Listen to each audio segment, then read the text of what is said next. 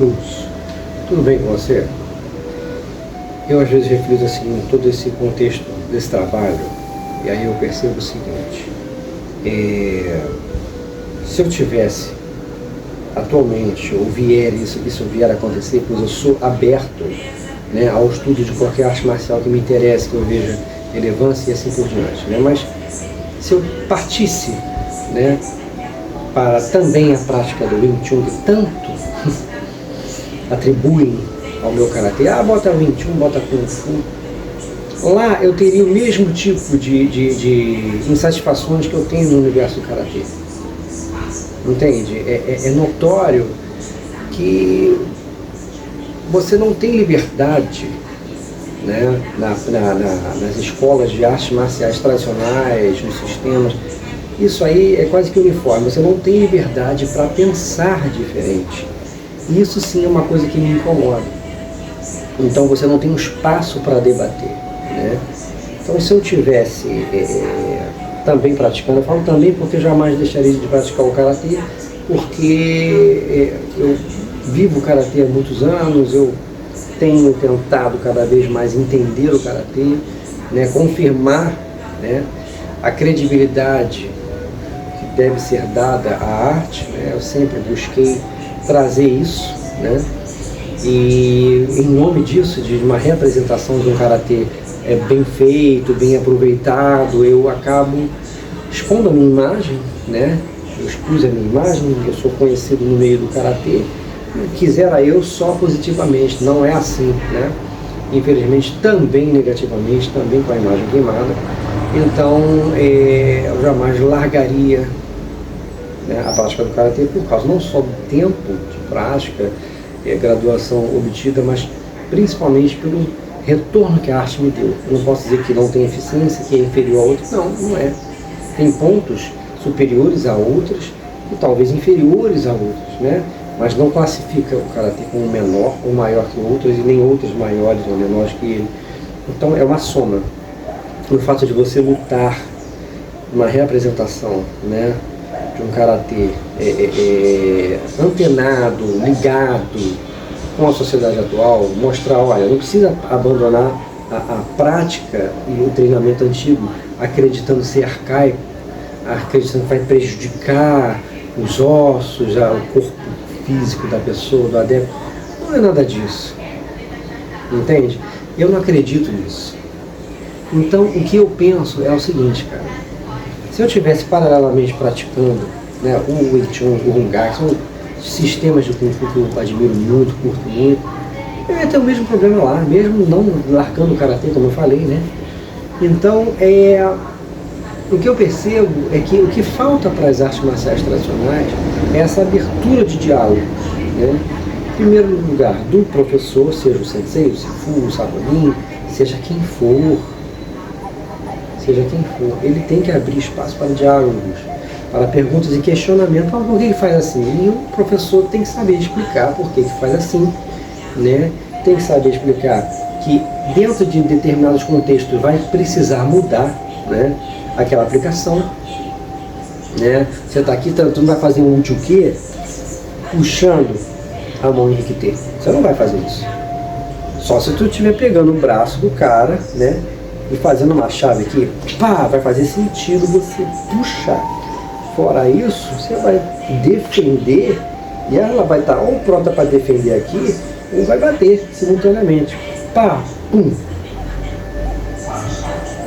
Então, é questão de dialogar, né? É questão de ir lá mostrar, questão de colocar o aluno para fazer, para que tire essa imagem, né, que foi ridicularizada dessas artes marciais, não só o karatê. Aí tu vai ver na China uma luta de um cara, né, do Wing Chun versus aquele cara lá ou Tai Chi também, né, do MMA, aquele chinês.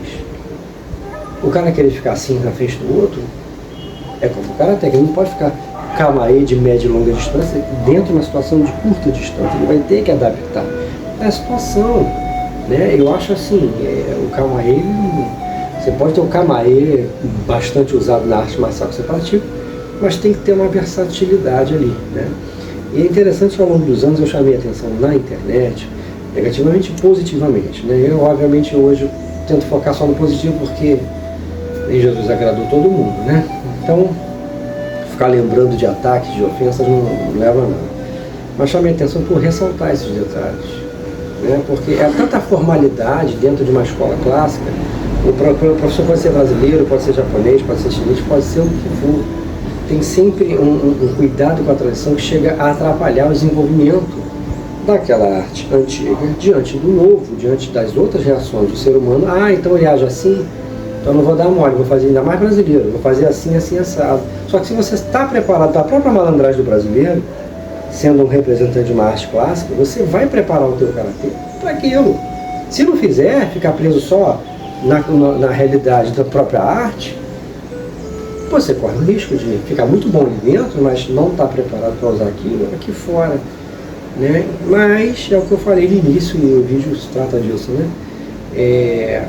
Treinar de uma maneira inteligente isso aí, né? E o Sifu Yamamura entrevistou o Sifu Marcos, eu esqueci o sobrenome dele. Ele é excelente em Hungar, né? Eu fiz até um corte para trazer aqui para mostrar dessa entrevista deles. E o Sifu Marcos, assim como o filho dele, eles prezam, né, pela aplicabilidade daqueles movimentos que são feitos nas formas. Então, ou seja, tem que ter um sentido. É a mesma coisa você praticar, né, o kata e você não acreditar na prática do kata, porque você não vai ter vivência. E realmente, uma aula de comitê, geralmente, o que mais inclui, né, é a média e longa distância. Quando é curta, no máximo vai rolar uma chibaia, algum tipo de queda, né, e vai acabar ali. Mas não vai estimular, olha, se tentar te agarrar, faça isso, isso, isso. Ó, contra o soco do boxe, faça isso, isso, isso. Então você tem que ter um contato com a arte marcial que você pratica, né, a técnica, tem que fazer um sentido. Ah, o Tetsui, pô, tá treinado? Chutou, o Tetsui é o mesmo músculo, né? Fechado, né? Sei quem está acostumado a bater, tem uns que são mais, né, são maiores, pessoas que realmente pegam pesado no treino. Eu, por exemplo, tenho um maquiara de parede, não é o melhor tipo. Se eu tivesse um de chão, eu estaria todo dia. Minha mão estaria muito mais visualmente, né, preparada ela está, mas ela estaria muito mais visualmente preparada para as pessoas, né? Mas mesmo assim tem uma calosidade aqui, tem uma pele grossa, né, do treinamento. Mas o que ocorre? A prática do makiwara também é desestimulada. O Tekitai, né, fortalecer os braços, seja um treinamento ali com um companheiro de treino, ou seja, você batendo em quinas de parede, de pilastras, coisa do tipo, ferro, madeira. Você bater, você treinar como os antigos faziam, e alguns ensinam, né, é mais raro, mas acontece. Isso tudo foi desestimulado. Hoje é só técnica de boxe, bater em saco e fica naquilo, ou técnica de agarre.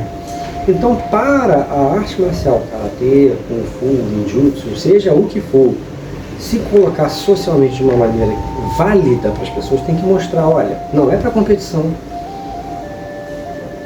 é para ser direto e objetivo, né? Então, eles estavam falando exatamente isso dentro da realidade do kung fu, né? O Sifu Marcos falando a respeito, acho que é Marcos Ronov, alguma coisa assim. Sobre o nome deles eu ainda não memorizei, mas eles são a primeira escola de Kung Fu que teve no Brasil, inclusive. É Hungar, né? E aí o que ocorre? Ele fala que a escola dele dão prioridade, né, para esse estudo da aplicação, senão não faz sentido. E o Sifu Yamamura fala, olha, não, uma luta real no máximo 3 segundos. Né? Agilidade, a violência acaba sendo muito grande, que você vai resolver ali rápido. O cara tem a mesma coisa, ele pegou, acabou. E tudo tem que ser isso, não é troca. Por isso que quando as pessoas falam, trocação, não, o cara até não tem trocação. Mas para as pessoas, se eu ataco, o outro defende e ataca de volta, tá trocando soco. Não, cara. Querendo eliminar o adversário. O intuito é eliminar, bater para ele cair. Agora, se eu ataquei, ele tirou, e ele vai devolver e eu também vou tirar, há uma trocação de golpes? Tem. Qualquer arte marcial vai ter trocação. O cara lá do as lutas de agarre, eles têm umas esgrimas também, não tem? Que eles chamam de esgrima, inclusive. Estão trocando técnica ali, aplica uma, o cara sai da outra e assim vai, eles vão fazer um jeito deles lá. Então cada um precisa ter essa consciência de que, olha, eu tenho que mostrar o máximo que eu individualmente, o outro praticante a mesma coisa, consegue extrair da arte marcial que eu pratico para poder oferecer para fazer sentido para o leigo. Entendeu? Porque senão fica realmente, praticar kata, mas isso não serve para nada, não sei, isso é uma luta imaginária, uma meditação em movimento, essa foi a pior expressão que eu já ouvi, o pior pensamento que eu já ouvi falar a respeito do kata, né? Então, eu vou deixar esse vídeo aí do Sinfonia de Marmura, né? E uma coisa interessante, eu vou pegar depois vídeos do pessoal do Karatê com os mesmos resultados desses vídeos que eu vou mostrar do pessoal do Kung Fu, do Wing Chun, né? Eu gosto de fazer paralelo porque o Wing Chun também é direto e objetivo com o Shotokan. Aquela coisa de bate, pronto, quer acabar com o adversário. Cada um tem um jeito, cada um tem um princípio, são princípios diferentes até, e coisas similares, né? Você vai ter movimentações que poderiam ser feitas, né? Com as técnicas do Karatê também, de fechamento de centro, Soto de Okege, Gyakuyo Gambarai, aqui é a mesma coisa, né? Tem muito encontro, tem Ozayoke, Tate, Etsuki, então tem muito encontro. Então eu vou deixar esse corte do Sinfonia juntamente com algumas cenas de algumas lutas de Wing Chun versus Muay Thai, Kickbox, assim por diante, para vocês verem que quando o cara compreende a arte marcial que ele pratica, o sistema seguido ali, ele consegue aplicar, aí as pessoas veem a efetividade. E aí vê que é muito diferente do boxe, do próprio Muay Thai, e assim por diante, né? E assim que eu puder, eu vou estar fazendo vídeos meus mesmo, com alunos, colocando também o que eu tanto falo, porque eu também já fui cobrado ao longo dos anos que eu estou aqui na internet disso. Vai ter que botar alguém contigo aí. Aí quando a primeira vez que eu botei um aluno, né, na academia inclusive, lá no dojo, atacando e eu defendendo e fazendo, aí as pessoas, assim, agora eu entendi que você tanto fala. Outros falam, tá provando aí que você faz no vento realmente. Claro, gente, no Raishu aqui, no kata, ele não precisa aparecer comigo de lado só, entende? Aquilo tem que ter aplicação aqui na luta, então ele vai aparecer aqui, né? Dependendo de como bata, como é no vídeo lá, vira um tecubi, que pode estar aqui, entende? Então o pessoal tem que se permitir. Quando o cara vai fazer o boxe, você vê que a rapaziada fica soltinha lá, sabe fazer tudo direitinho. Não pergunta pro treinador se eu posso combinar esse soco aqui no karatê, não. Eu posso depois daqui fazer aqui, depois daqui. Cara, viva a técnica, né? Mas acaba não havendo isso, acaba havendo uma limitação nesse sentido. E eu acho que a arte marcial tradicional perde com isso. Então tem que haver mais liberdade de expressão, não questionar com desrespeito, mas questionar querendo respostas, e o professor tem que ser qualificado para responder por que faz daquele jeito, né? Até a próxima, fica aí com o vídeo. Eu acho uma pergunta muito interessante. Qual que é? De que se os trilhos tradicionais eles têm uma aplicabilidade no MMA, porque essa pergunta é muito interessante. Eu já respondi em outras ocasiões, e obrigado até, Marcos, porque na minha visão, o Kung Fu ele tem uma amplitude de propósito que não se limita à competição esportiva. Nós já até conversamos sobre isso, porque o Kung Fu ele está te preparando para um combate onde você não sabe nem onde é, nem quando começa, nem quando acaba e nem com quem que você está lutando, ou com quantos estão lutando e quanto tempo vai demorar. Então você tem que ter uma inteligência estratégica para lidar com situações que é de uma outra abordagem, porque não vai ter um juiz que vai dizer você ganhou ou você perdeu. Tudo isso faz muita diferença, né? E agora o que me surpreende é a gente observar alguns ditos mestres que querem se encaixar nesse formato, né, que não favorece o Kung Fu. Exatamente. Tanto que você vê que quando você pega um Kung Fu desportivo tipo Sandá, que nem o Kung Lee, ele vai bem. Ele vai bem porque, é claro, como qualquer... Então, é uma coisa que nós temos que ver o propósito do que nós estamos praticando. Né? Como o meu aluno Expedito Pantera lá de Opa, Bragança. é o grande exemplo. Entendeu? Né? Foi campeão de Kung Fu e depois ele foi lutar K1. Exato. No Japão, então ele se adaptou, ele não precisava nem aprender nada, foi só... E ele é do Kung Fu, a base toda dele foi você que deu. Exatamente. Né? Então temos que lembrar disso, porque as pessoas hoje, com toda essa a mídia, e a gente vê... Outra coisa interessante, porque as pessoas... Particularmente isso acontece com o Wing Chun, não acontece com os outros estilos de Kung Fu. Né? Existem desafios onde a gente percebe nitidamente que aquele chamado representante de Wing Chun não tem a mínima noção de Wing Chun. Pois é. Né? E você percebe isso, claro. Né? E além de tudo, é um franguinho que muitas vezes não tem nem condições de lutar nada. Fora os coitadinhos do Itachi que foram lutar com aquele lutador chinês. Mesma coisa. Pelo amor de Deus. Mesma coisa. Chamar o pessoal da linhagem Shen, ninguém chamou, né? Exato, exato. Sabe? Ninguém chamou os discípulos do Shen lá pra... Podia chamar o mestre do Gil Rodrigues, né? Que é um excelente lutador. Extraordinário. Exato. Entendeu? Mas isso ninguém quer lutar com esses aí, né? Quer lutar com os franguinhos mesmo. Exato. Né? Então nós temos que tomar muito cuidado, porque os jovens de hoje, eles compram muito o que se vende na internet. E nós não somos dessa geração, quando a gente olha, a gente já percebe de cara o que é, o que não é. Né? Então é uma coisa que talvez a gente pudesse até ajudar no futuro pessoas a ter um olhar mais crítico com relação àquilo que é apresentado, para que eles pudessem entender melhor do que é o Kung Fu de qualidade, né, que nem o que você apresenta, e com de outros, né? Porque, é claro, nós temos que reconhecer também, tem muita coisa porcaria. Muita. Né? Tem muita coisa porcaria. E tem coisa boa também. Mas tem coisa boa, isso que eu queria dizer. E era importante pessoas que nem o Thiago e tantos outros pudessem ter acesso às coisas boas que o Kung Fu oferece. Né? Independente de estilo, independente de qualquer coisa. E mais uma coisa importante para finalizar. Lembrando que Kung Fu é um termo amplo que não se limita só às artes marciais.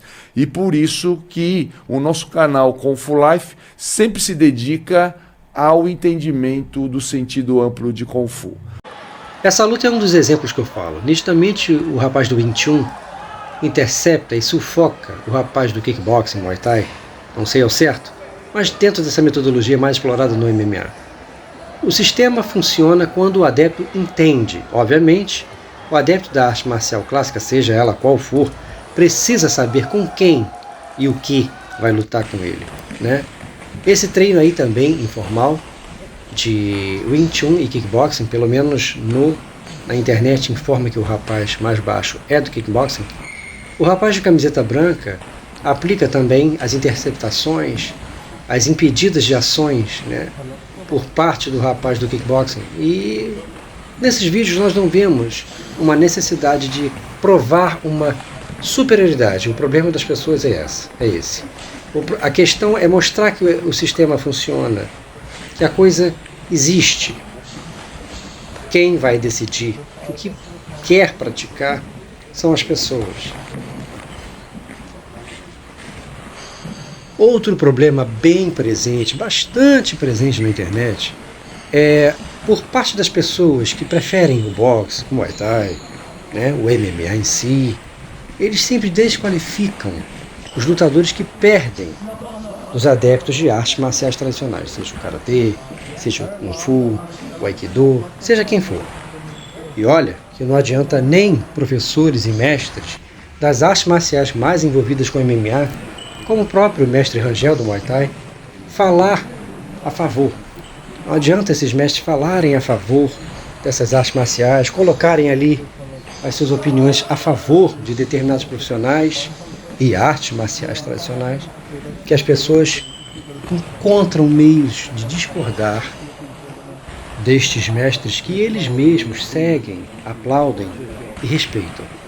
Portanto, parece que se tornou realmente uma crença pessoal que não pode ser derrubada, ou seja, as pessoas precisam acreditar que as artes tradicionais orientais são inferiores ao modo que o ocidental adotou para ele, ou seja, escolheram o boxe, o jiu-jitsu brasileiro e o próprio Muay Thai, que acaba, no Ocidente principalmente, tendo uma influência da técnica do boxe. Portanto, não há, ao meu ver, uma análise madura, de acordo com a qualificação da arte e da pessoa.